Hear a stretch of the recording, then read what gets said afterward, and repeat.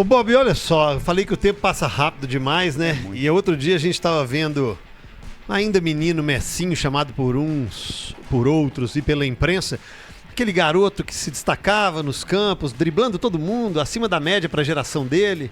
E hoje o menino já está no profissional do Palmeiras, estreou no profissional ano passado, 2023, fez uma bela copinha, se destacou, enfim. Estreou aqui contra o Cruzeiro. Estreou aqui contra o Cruzeiro, bem lembrado, Gui, bem lembrado. E aí, uma matéria do UOL, assinado pelo André Hernan, o Chelsea resolveu entrar forte na disputa por Estevão e deve enviar muito em breve uma proposta de 30 milhões de euros fixos, ou seja, 164 milhões de reais, e outros 20 milhões de euros, em reais 136 milhões, como bonificação, com algumas cláusulas, ou seja, a negociação toda pode atingir a 55 milhões de euros. Nós estamos falando de 300 milhões de reais. O Vitor Roque foi vendido por 396 milhões. Se nós somarmos somente esses dois atletas, o Cruzeiro já abateria 50% da dívida dele. Isso antes de Ronaldo. É absurdo, ou são absurdos, os valores, eles são absurdos. E esse menino tem pouco tempo no profissional. E a Europa já vê ele como um preço de gente grande. Olha como é que o futebol dá volta. Quem fez a negociação tirou o Vitor Roque do Cruzeiro? O Alexandre Matos. O Alexandre Matos. Viu como é que o futebol é dinâmico? As coisas acontecem, vão e voltam, né? O Alexandre levou o Vitor Roque. Como é que o Alexandre hoje gostaria de ter um Vitor Roque no Cruzeiro? Claro. Mas isso aí é o futebol. O futebol é assim mesmo. Ele estava no papel jogando dele. Pelo time que ele estava jogando. Ele não fez nada errado. Nada errado. Nesse caso? Não, isso aqui tinha a multa. Quanto que é? 23 milhões. Tá bom, vou pagar. Tá pago aqui. É claro que nós estamos falando de gênios, dos extraterrestres acima da média, tipo o Hendrick, o Estevão, o Vitor Roque, porque são valores absurdos. Mas a base realmente é o investimento, e não estou falando nem nesses valores. Garotos que se os clubes daqui conseguirem vender a 10 milhões de euros... O Savinho foi tido por muitos como uma boa negociação, porque o Atlético ainda manteve, e ele estourou no Girona esse ano. Agora, esses dois jogadores correram pelos dedos do Cruzeiro, assim. Ah, sim. Do Vitor Roque, assim, a história está mais recente, a gente, né, se lembra um pouco mais. Agora, a do Messinho, porque ela se confundiu muito com aquele fogaréu, com aquela tempestade, com aquela implosão que aconteceu na administração, né, que teve Itair Machado e etc, etc, etc. E era um menino. Ele tinha o que na época? 13? Acho que 12, 15. Não sei. Não, menos que menos, isso. Né? Ou seja, ele nem podia fazer contrato. Ah, sim. Né? Então é menos de 14. Os caras arrumaram um jeito de vender participação no passe dele, e quando foram somar, tinham vendido mais de 150%. Ou seja, tinham vendido 1,5 menino. E eu não entendi isso até hoje. Aí tinha um cara que tinha um negócio lá no interior, que era um negócio um ferro velho, que tinha comprado uma parte, outro que tinha um rolo do caramba. Isso só o que veio à tona. Isso acontece com mais frequência do que a gente acha, Guilherme? Ou esse caso foi...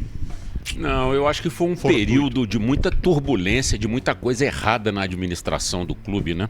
E aí o Cruzeiro acabou, por exemplo, perdendo o Messinho.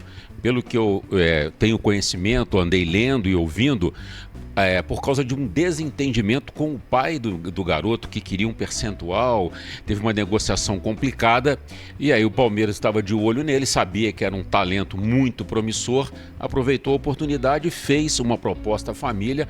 O pai do Messinho topou e ele foi embora. Agora, Dodô, como é que funciona esse negócio? Daqui a pouco você vai abordar o seu tema, que a gente quer ouvir, que é interessante, mas eu queria ouvir a sua experiência. Como é que funciona isso? O menino não tem idade nem para comprar bala sozinho. Só para confirmar que 14 anos que ele foi pro Palmeiras. E aí, assim, o time ele faz o quê?